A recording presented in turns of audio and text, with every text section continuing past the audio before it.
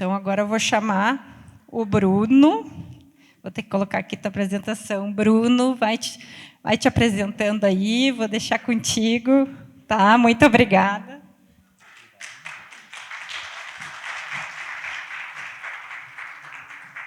Então, boa tarde a todos e a todas. Agradeço o convite da Ana para estar aqui falando um pouquinho de aplicação mais prática, realmente, assim, do uso da ferramenta. Então, a ideia hoje é falar um pouquinho como que a gente está fazendo na prática e como que foi essa integração num hospital que já tinha um serviço de farmácia clínica relativamente robusto e estruturado. Né? Então, uma coisa é quando a gente está com um serviço com 3 ou 4 farmacêuticos que precisa alinhar, outra é um serviço com 30, 35 farmacêuticos com formações diferentes e com expertises e demandas diferentes também. E assim como os demais colegas, né, apesar de eu ser um cara legal, né, eu sou bastante chato também, né, mas acho que isso é uma coisa dos farmacêuticos, é uma chatice geral e adoramos planilhas. Então, e ali eu sou membro da diretoria da SBGG e uma das primeiras chatices que eu reclamei para a Ana, não sei se ela lembra, era que o símbolo dos medicamentos potencialmente inapropriados era uma bengala. Eu disse, olha, isso é um símbolo etarista, a gente tem que deixar uns 60 a mais ali, viu? Rapidamente fomos atendidos. Pode passar, obrigado. Então, qual que é pode passar, Ana, qual que é a agenda do dia, então? Eu tentar falar um pouquinho como que a gente faz o nosso cuidado farmacêutico hospitalar na nossa realidade, né, a questão de seleção dos pacientes, né, pode passar? Mais dois. Um pouquinho sobre o nosso método de acompanhamento, que é um bundle farmacêutico, e aí como que a gente transformou e incluiu essa ferramenta ali no nosso dia a dia, com alguns exemplos, né, alguns alertas, algumas questões que a gente trabalhou em conjunto também, como alertas de protocolos. Pode passar. Pode ir passando, assim, isso. Então, né, só retomando, assim, quando a gente pensa no processo do cuidado farmacêutico no paciente hospitalizado, né, tem diversos serviços que a gente pode ir oferecendo, desde a internação, né, fazer a conciliação medicamentosa, iniciar o acompanhamento farmacoterapêutico, né, cuidando das transferências, fazendo essa conciliação, o planejamento de alta, né, e a orientação de alta também. Pode botar mais dois, assim.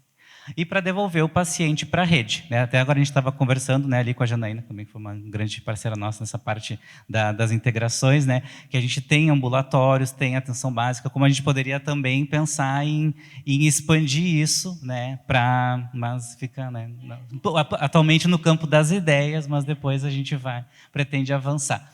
E uma questão bem importante que sempre se trabalhou, né, lá no serviço de farmácia clínica é a questão de como selecionar e ver qual paciente vai ser acompanhado. Isso já foi também trazido pelas diversas formas diferentes. Né? Então, para a gente captar os pacientes com maior risco, lembrando a questão dos recursos humanos. Né? Os padrões mínimos da SBRAF agora está em atualização, né, mas recomenda um farmacêutico integral para até 40 leitos. Eu imagino que essa não é a realidade de 90%, sei lá, dos hospitais. Lá na nossa instituição até então a gente conseguiu incorporar algumas coisas de serviços além da avaliação da prescrição, que já estão bem estabelecidos, como participação em rounds, orientação de alta, né, e questões de ensino. Pode passar. E aí, então, alguns exemplos de critérios, né, de seleção e acompanhamento, né, pacientes com polidiagnósticos, né, com polifarmácia, com parâmetros alterados, com problemas de adesão ao tratamento, com problemas relacionados a medicamentos, dos medicamentos potencialmente perigosos ou de alto risco, ou de alto custo também. Além disso, pode passar. Né, tem aqui o exemplo do ART, né, que foi um dos artigos, acho que foi usado para fazer o score global, que é utilizado da NOHARM, leva em consideração, por exemplo, diversos flags dos pacientes, né, que vai auxiliar nessa seleção. Então, desde condições do paciente, né, o quanto que ele utiliza a instituição, pode passar. Né, doenças crônicas, né, cada um com pontuações diferentes, pode passar também. Aí até dando pode passar até o final. Daí a tela deles, né, se for pensar, claro, né, parece bem que se a gente for ver com a nossa própria tela da NOHARM, né, dando uma pontuação global daquele paciente e auxiliando na seleção dos pacientes. Pode passar. Então, pensando no serviço do acompanhamento farmacoterapêutico, então a gente já tendo uma forma de selecionar ou de priorizar esses pacientes, a gente tem que imaginar o que, como farmacêutico clínico, a gente precisa acompanhar, né, qual a periodicidade desse acompanhamento, de acordo com a complexidade, como que a gente acompanha e quais as melhores formas de fazer essa intervenção. Então, com relação ao que acompanhar, né? O básico do farmacêutico, né? Lá a gente trabalha com 3 níveis diferentes de acompanhamento. O nível 1, que é o nível básico, é a revisão da prescrição, né? Através da revisão das condições clínicas, os medicamentos de risco, exames e sinais. E a periodicidade é conforme a demanda, né, do paciente, a forma de acompanhamento e, por exemplo, usar algum critério como o score de risco, né? O score global. Ou pacientes, por exemplo, com novas prescrições, né, com prescrições diferentes.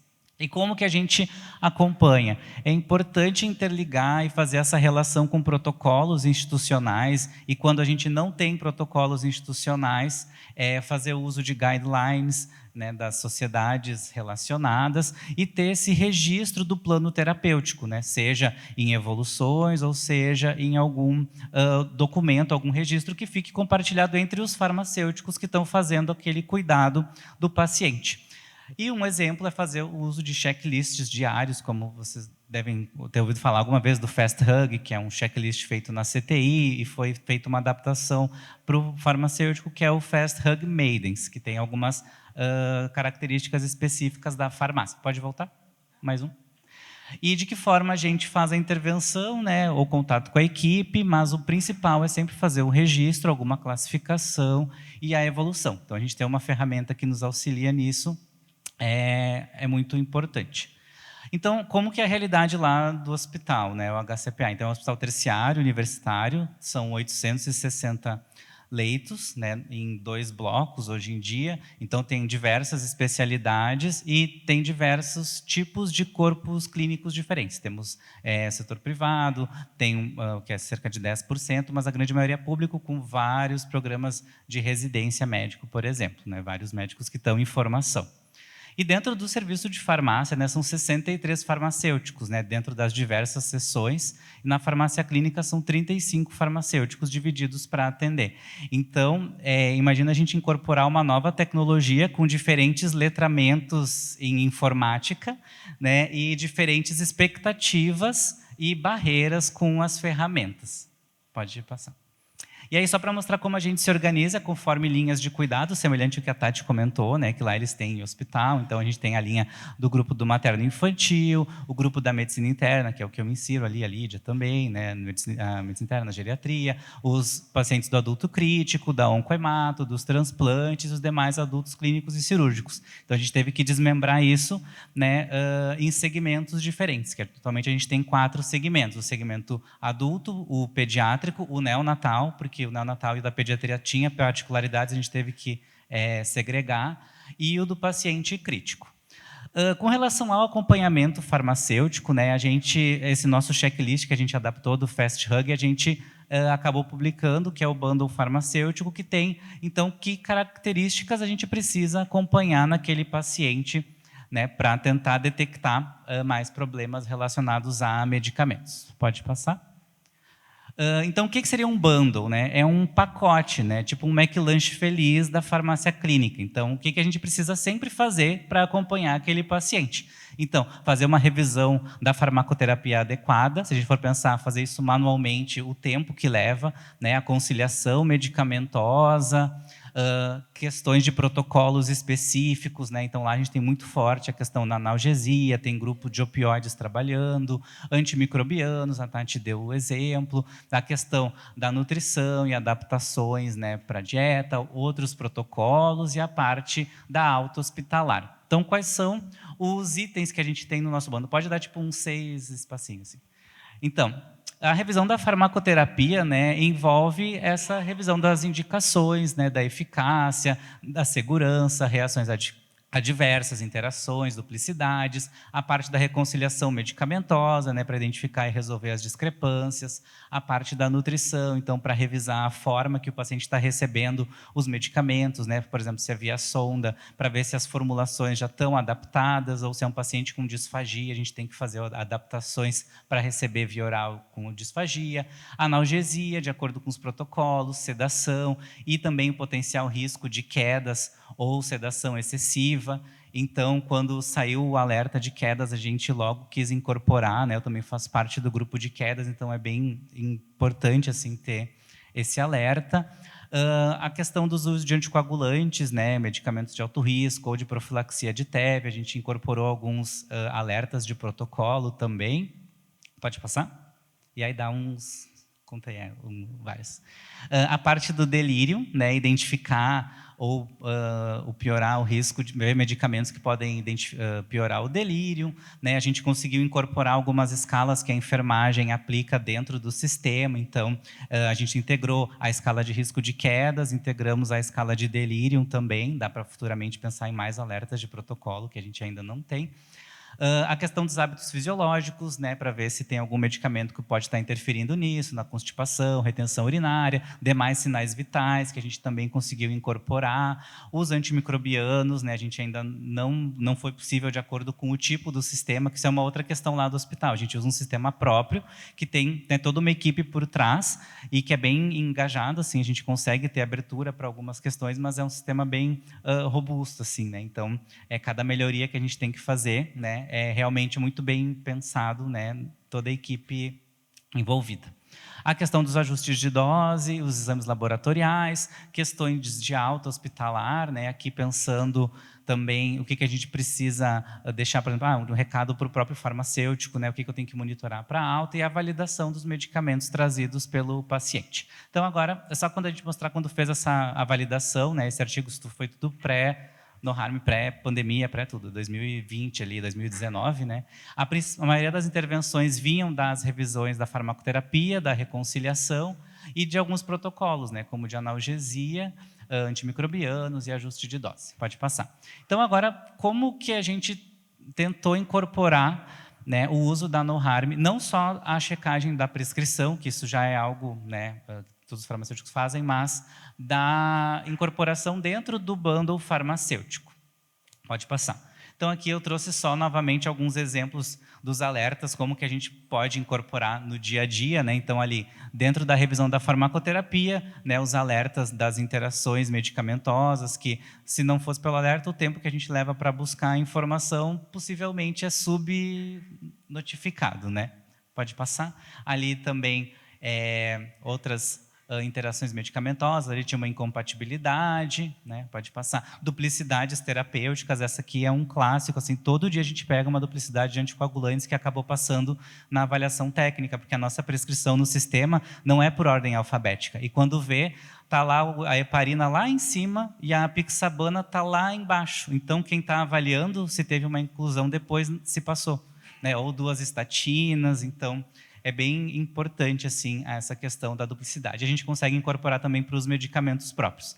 Alergias, a gente tem um sistema próprio, né, de alergias que consegue ser estruturado, que integra aqui com a NOHARM. Então, é bem importante essa sinalização. Pode passar. A questão dos tempos de tratamento, né, a gente pegou alguns medicamentos chaves, né, a gente não colocou para todos, mas para colocar esse alerta quando excedeu o tempo de tratamento. Pode passar. Ali também a parte dos medicamentos potencialmente inapropriados para idosos, né, que, como é a minha área, a gente trabalhou bastante, né, sugeri também de incluir os protocolos de desprescrição, quando possível, né, o manejo. Pode passar? Pode passar. A parte da conciliação medicamentosa, né, então a tag ali dos medicamentos de uso prévio é bem importante. A próxima palestra, né, vamos falar mais da parte do sistema ali, da conciliação. Pode passar? Né, que é esse daqui. A parte da nutrição, né, eu revisar assim, porque a gente está usando tanto que eu fui pensar, o que no dia a dia realmente, né, a gente está incorporando. A gente não tem nenhuma ferramenta específica, porque, por exemplo, os medicamentos que não podem ser administrados via sonda, o nosso próprio sistema, ele barra a prescrição. No entanto, o médico ele pode prescrever via oral e botar uma observaçãozinha lá, via sonda. Então, isso aí, só o olho humano, assim, bem afiado, acaba pegando. A parte dos alertas de protocolo dentro da analgesia, né? Então, quando a Ana propôs, assim, a gente achou bem interessante de incorporar, né? Como a gente tem os sinais vitais e tem a prescrição, né? Vendo junto com o grupo que trabalha dos opioides, quais seriam importantes de incluir, né? Então, tem alguns indicadores específicos desse grupo, como, né, o paciente com prescrição de morfina sem nenhum outro analgésico, então, para fazer essa avaliação de inclusão de algum outro analgésico, ou, claro, avaliar a necessidade, porque às vezes é um paciente em cuidados paliativos, é um paciente com uma dor muito forte, e os pacientes com dor, né, que não são fortes, estão com a morfina prescrita para fazer essa avaliação, que às vezes o paciente está há dias usando, está com aquela prescrição e fica ali disponível, né, para a equipe. E além disso, o outro alerta, eu não achei nenhum paciente, né, em uso, mas eu coloquei aqui, que é o paciente com dor acima de 0 e que não tem analgesia prescrita, mas para também ajudar a gente não só a detectar esse uso excessivo, a prescrição excessiva de opioides, mas de não deixar o paciente com dor também. E aí, só para mostrar a inclusão dos sinais vitais, né? Que, por exemplo, como que a gente classificou ali a dor. Também fizemos um relatório, né, para ser utilizado, identificando também os pacientes em uso de morfina, associando com a escala da dor, né? Isso a gente fez antes de ter o alerta de protocolo. Pode passar. A questão, então, da sedação, né, os medicamentos com potenciais risco de quedas, né, então, de acordo com a... Pode passar? Mais um e outro. De acordo, então, com a escala, né, do Medication Fall Risk Score, então, que ele pega pelas classes dos medicamentos ali, né, os que têm um alto risco de queda, que tem 3 pontos, os que têm médio e o baixo, né, e paciente com 6 ou mais, ele, então, é um paciente que tem que ser monitorado para o risco de quedas. Para mostrar que a gente, então, conseguiu incorporar ali as escalas, né, da enfermagem, essa escala SAC, que é a que elas utilizam para risco de quedas, acima de 7 é um paciente com risco, então dá para ver, né, ao longo do tempo foi aumentando esse risco do paciente. A questão da anticoagulação ou dos pacientes ou do risco de TEV, né, também tem um alerta de protocolo. Esse aqui é bem importante porque a gente teve uma paciente que ela internou, e já botaram intoxicação cumarínica. Tá, daí a gente foi ver o que era. A paciente internou, era super bem, ela era super aderente, ela sabia os medicamentos. O que aconteceu? Ela ficou 7 dias na emergência sem um INR. E aí começou antibiótico, começou não sei o quê, e aí quando subiu no andar, estava com intoxicação cumarínica, mas por falta de monitoramento. Então a gente pensou, bem, a gente tem que colocar um alerta para os pacientes que estão com a varfarina e sem o RNI prescritos, para a gente lembrar de pedir esse novo exame. Pode passar, além de também os exames, né, que esse é um dos principais, um dos relatórios mais antigos, né, que tem. Então, né, o tempo de protrombina, né, isso a gente utiliza no dia a dia, no plantão, né, os estagiários nos sinalizam também. Pode passar. E também o alerta de acordo com as plaquetas, né, então isso também agregou bastante assim na avaliação clínica no dia a dia, né. Então, os pacientes plaquetopênicos que estão com uso de algum anticoagulante a pleno. Pode passar. A questão do delírio, então, a gente tem a escala de delírio, né, que pensando assim, acho que dá para a gente ver alguma associação, algum possível futuro alerta de protocolo, né? Essa é a escala CAN que as enfermeiras usam, acima de 6 é com delírio, então a gente consegue acompanhar ao longo do tempo. Os hábitos fisiológicos, né, através da No Harm Care, ali, então, sinalizando o paciente com diarreia, com constipação, com vômitos. Pode passar. Os demais sinais vitais, né, que a gente vai ajustando de acordo com cada segmento, né, então a gente conseguiu, depois que expandiu para 20 itens, incluir, então, né, as escalas que a gente achou interessante, os sinais vitais, né, aqui, exemplo, uma glicemia ali, a paciente que chegou bem ruim, e aí depois começou a controlar as glicemias. A parte dos antimicrobianos, né, esse relatório foi criado, também a gente teve um evento grave na emergência, né, de um paciente que ficou usando ceftazidima e depois não foi feita a intervenção, mas não foi feito o aceite pelo médico, depois surgiu até um outro projeto interno ali de ajuste das intervenções, mas de apresentar os antibióticos de acordo com a TFGE, então principalmente para unidades grandes ou equipes grandes, de ajudar nessa priorização. Pode passar, né? Aqui como que aparece, né? Então, o antimicrobiano, a TFGE, então consegue de uma leitura rápida ver se aquele medicamento precisa ou não de ajuste, se o paciente está com hemodiálise de acordo com os termos da No Harm Care.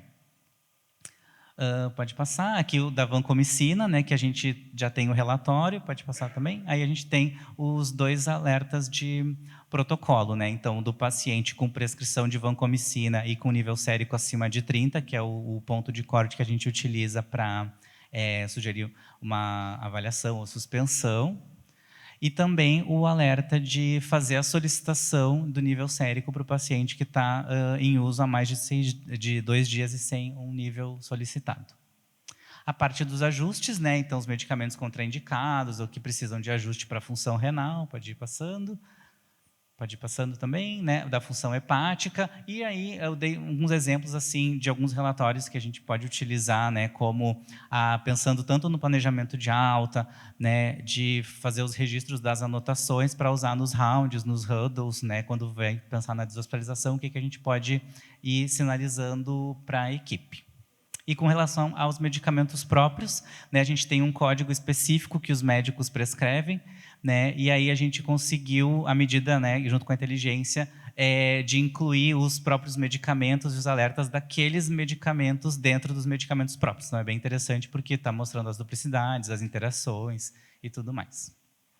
Então, só para mostrar rapidamente assim, alguns dados gerais do nosso acompanhamento de uma forma geral, não é tipo um estudo antes e depois, né? Como eu falei, a gente já tinha um serviço assim, mais estabelecido e a ferramenta ela veio mais para agregar segurança e evitar esses erros que acabavam passando nas validações da prescrição, né?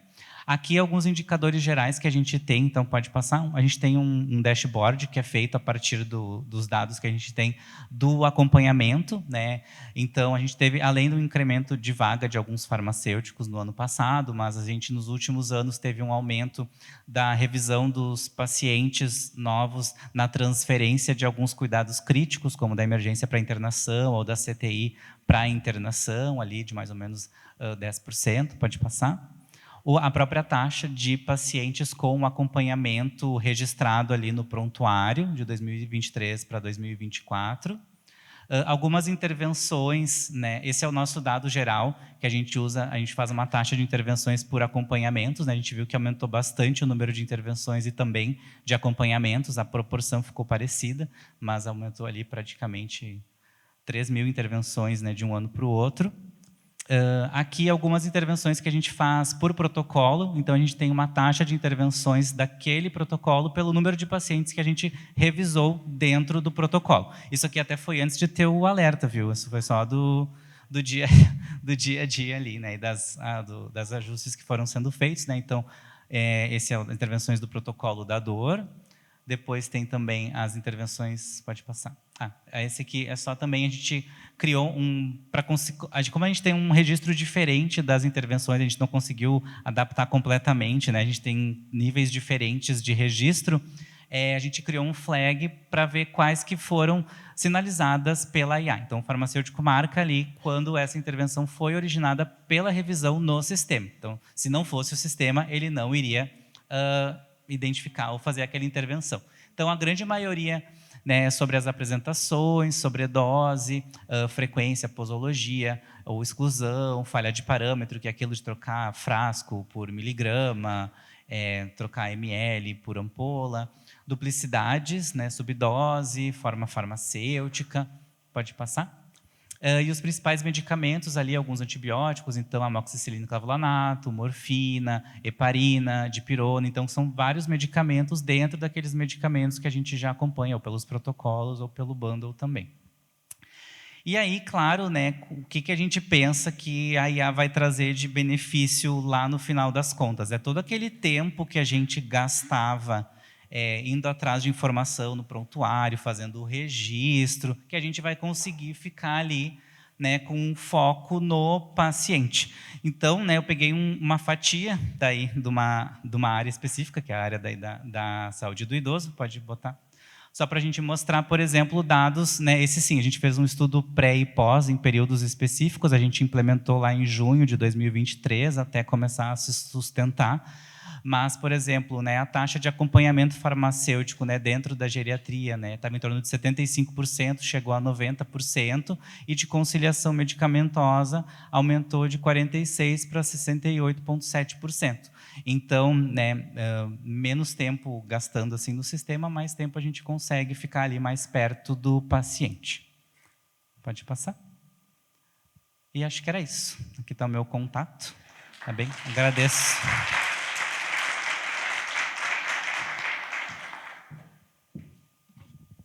Muito obrigada, Bruno. Acho que a gente tem muito que a gente pode contribuir ainda, principalmente nessa questão do protocolo, né? Eu sei que a farmácia clínica de vocês, no Clínicas, é muito evoluída, né? E a gente pode aprender muito com vocês e contribuir no cuidado com o paciente para vocês, né? Junto com todo esse conhecimento que vocês já têm. Então, vou agradecer, Bruno, pela participação. Muito obrigada. Obrigado.